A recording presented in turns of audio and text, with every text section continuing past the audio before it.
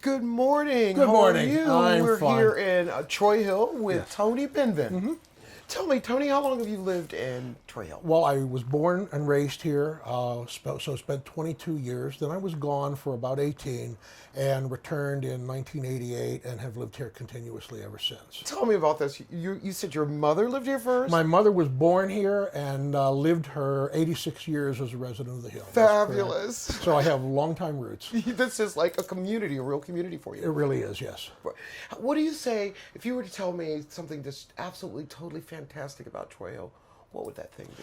Well, it's one of the most convenient residential locations that I know of. I like to joke a little bit. For example, do you realize that only one traffic light separates us from Midtown Manhattan? What do you mean? Down the bottom of the hill, no traffic lights, pick up Interstate 279, 279 to 79, 79 to 80, and at the first traffic light you hit is at the western end of the George Washington Bridge. There you go. There you go. It's kind of a joke, but it really typifies the centrality of the neighborhood. Right. It's very easy in realistic ways to get from this location to virtually anywhere else in the city. That's beautiful. That's beautiful. Do you find that your neighbors are, that you could say hello to them? You see them walking. You feel comfortable in Troy Hill. Oh, absolutely. I always have. Now, it's changed a little bit because when I was growing up here, the families themselves were long-term families. And in fact, we always joke that houses never came up for sale here. They almost always sold, we say, at the casket. One family member passing it or Right, buying it to another one that they right. know. So that's changed a little bit, and we've seen more new people coming up here. So it's not quite as restrictive as it was. Right. But yeah, there are still a lot of people up here who know, pretty much everybody. If you had a friend from out of town and you said, I want to take you to my neighborhood, I want to show you something, where would you take them in Troy Hill? Well, there are a couple of places. First of all, St. Anthony's Chapel. St. Anthony's Chapel, for those so inclined, has the largest single collection of relics outside of the Vatican in Rome. Wow. And it has a really interesting history that's kind of tied to and linked to the whole evolution of Troy Hill. And that's probably the biggest monument we have up here. We have Votley Cemetery and the Western Pennsylvania Firefighters Memorial as well. So there are a couple of things that recommend it. And as I said, it's been, for me, just a wonderful residential community. I moved back. So you were saying that, that you're starting to see other families move in, people that had never had Right. generational homes. Does this influx make it a more diverse community? And does it improve the community? Well, it does in many ways. One of the things that I've always pointed out to people, in my mind, there are really two kinds of mindsets. There's a suburban mindset and an urban mindset. Right. And it's not that one is good or bad, it's just that they're drastically different. Right. And for people coming with a suburban mindset, this is not a community that they want to live in because it doesn't reflect that kind of suburban attitude. Right. But for urbanites, you get people who live in the city, down on Beach Street, people who are occupying now like the Heinz lofts or the cork factory. Right. It's an absolutely wonderful community for someone who wants to That take urban advantage of the city. lifestyle. Right. Right.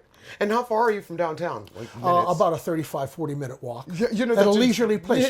And the Strip District. And the Strip District. And the Strip District? I used to walk to town all the time. This is When I beautiful. was younger, used to walk down to the north side to take advantage of what was then the Buell Planetarium, the Science Center now, the North Side Library, Carnegie Library.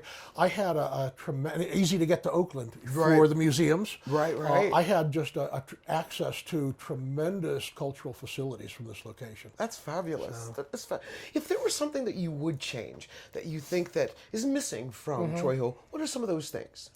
Well, I think what I would like to see develop in the community, people always talk about change, and mostly when you ask that kind of a question, the response you get is a kind of self-imposed change. Right. I would like to see this happen, or I would like to see that happen.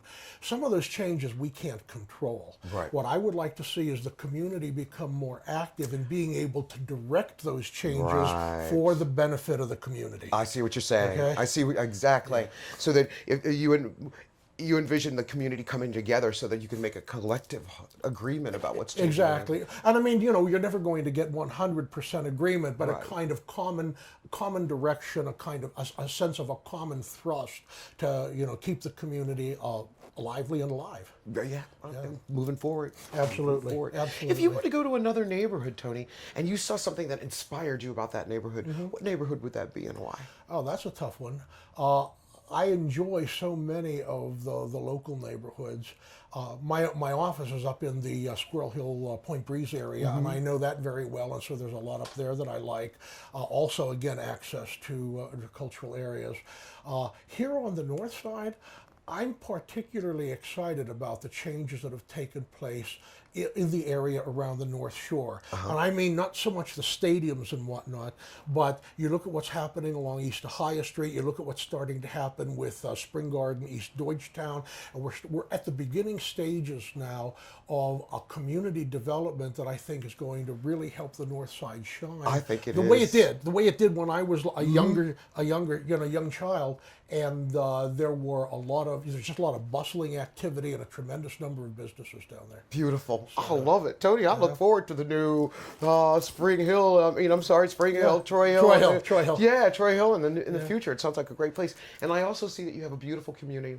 Got beautiful homes here. Love the architecture. Absolutely. To feel that old feeling of Pittsburgh. Yes. Well, I happen to be an aficionado of Victorian architecture anyway, so really? That's one of the things that always attracted me here, yes. Well, it's definitely, you can see it in the architecture. Absolutely. Tony, thank you for coming. My pleasure. Inviting us to your neighborhood. Oh, our pleasure. Had a great time in Troy Hill. Great. Time. Thank you so much. Nice to meet you. Nice to talk to you. Nice talking to you, too.